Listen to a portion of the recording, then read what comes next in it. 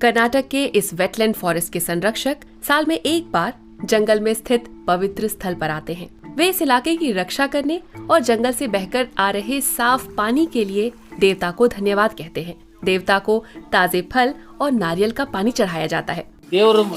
हमारे पूर्वज और साधु सन्यासी मानते थे कि अगर हम जंगल में दैवीय स्थान रखेंगे तो हम इलाके को नहीं लूटेंगे और इसे बर्बाद नहीं करेंगे। ये संरक्षित रहेगा। इको हाइड्रोलॉजी की स्टूडेंट प्रिया रंगनाथन भी मिरिस्टिका के दलदली जंगल में आई हैं। वनस्पतियों और वन्य जीवन पर करीबी निगाह डालते हुए वो भी पेड़ों से भरी इस बेशकीमती आर्द्र भूमि को बचाना चाहती हैं। बहुत सारे एम्फीबियंस, खासकर पश्चिमी घाटों की एक दुर्लभ प्रजाति डांसिंग फ्रॉग, इन जंगलों से निकल रही जलधाराओं में प्रजनन करते हैं, खासकर दलदली इलाके में। इन संवेदनशील प्राणियों के लिए ये एक उचित बसाहट है। एम्फीबियंस कुछ हद तक पानी की गुणवत्ता का संकेत देते हैं। तो अगर यहाँ मेढक नहीं है, अगर हमें यहाँ उनके अंडे नहीं दिख रहे हैं, तो मान सकते हैं कि पानी की गुणवत्ता में कुछ समस्या है। पश्चिमी घाटों से लगे मिरिस्टिका स्वैम्प्स बहुत प्राचीन और पानी से भरपूर जंगल हैं। यहाँ उगने वाले जायफल जैसे मिरिस्टिकेसिया परिवार के पेड़ों पर जंगल को ये नाम मिला है। ये दलदली जमीन स्पंज की तरह काम करती है और इस इलाके की नदियों को साल भर पानी पहुंचाती रहती है। भारी बारिश और बाढ़ से बचने के लिए बहुत से पेड़ों ने स्टिल्ट या की रूट्स विकसित कर लिए हैं। इन जड़ों में आकर पानी फंस जाता है और उसका बहाव थम जाता है। इससे ऊपरी हिस्सों की वनस्पतियों से आए पोषक तत्व, खनिज, कीटनाशक सब छनकर उसी पानी में रह जाते हैं और साफ पानी आगे बह जाता है। दलदल के निचले इलाकों में रहने वाले लोग इन धाराओं से बहकर आने वाला साफ पानी पीते हैं।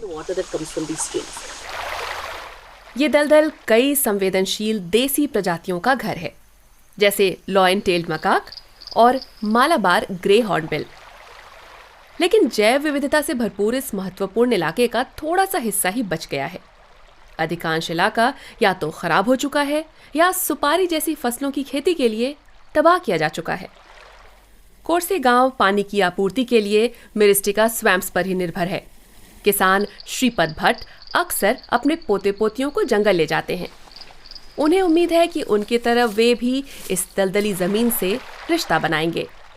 लेकिन यहाँ श्रीपद भट्ट की एक और भूमिका है।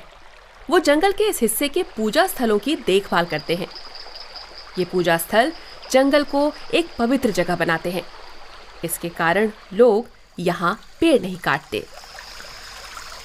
जंगल के दूसरे हिस्सों में अब आपको बहुत बड़े और पुराने पेड़ नहीं दिखते हैं। तस्करी और निर्माण के लिए उन्हें काटा जा रहा है। लेकिन यहाँ जो मंदिर और पवित्र स्थल जमीन की हिफाजत करते हैं, वो पेड़ों की भी रक्षा करते हैं। यहाँ ऐसे पेड़ हैं जिन्हें मैं बचपन से देखता आ रहा हूँ।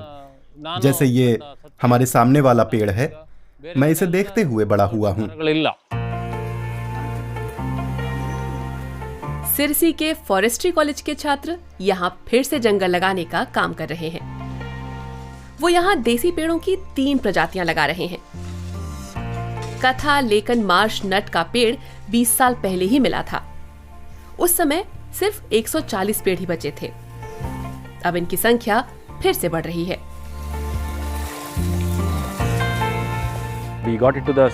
हमें इन पेड़ों की पौध नर्सरी से मिली। हमने उन्हें लगाया। जब वो 2-3 फुट ऊंचे हुए तो हमने उन्हें जमीन में रोप दिया। आज मैं काफी खुश हूँ कि 2000 से ज्यादा पेड़ हो गए हैं। अब खुद भी नए पौधे उग रहे हैं। लेकिन फॉरेस्ट्री साइंटिस्ट कहते हैं कि सिर्फ रिफॉरेस्टेशन ही काफी नहीं है। वन क्षेत्रों के लिए ज्यादा कानूनी सुरक्षा चाहिए। हमारे कुछ छात्र नीति निर्माता बन गए हैं। वे असिस्टेंट कंजर्वेटर ऑफ फॉरेस्ट और रेंज फॉरेस्टर हैं। जो काम हमने छोटे से रिसर्च वर्क के तौर पर शुरू किया था, वो एक पॉलिसी बन गया और अब वो राज्य नीति का हिस्सा है। बड़ी सक्रियता से इस मिरिस्टिका दलदली इलाके का संरक्षण किया जा रहा है और यहाँ प्रजातियां बहाल हो रही हैं। ये जंगल बचाने के लिए हमें बतौर नागरिक जिम्मेदारी लेकर इनकी हिफाजत करनी होगी। ये हमारे पूर्वजों की सांस्कृतिक विरासत का प्रतिनिधित्व करते हैं। आने वाली पीढ़ियों के लिए इन्हें संरक्षित करना हमारा काम है। ಮುಂದಿನ ಪೀಳಿಗೆ ಉಳಿಸಬೇಕು. धार्मिक मान्यताएं हो या आधुनिक विज्ञान, सबका लक्ष्य एक है: पश्चिमी घाटों के दलदली जंगलों को खत्म होने से बचाना।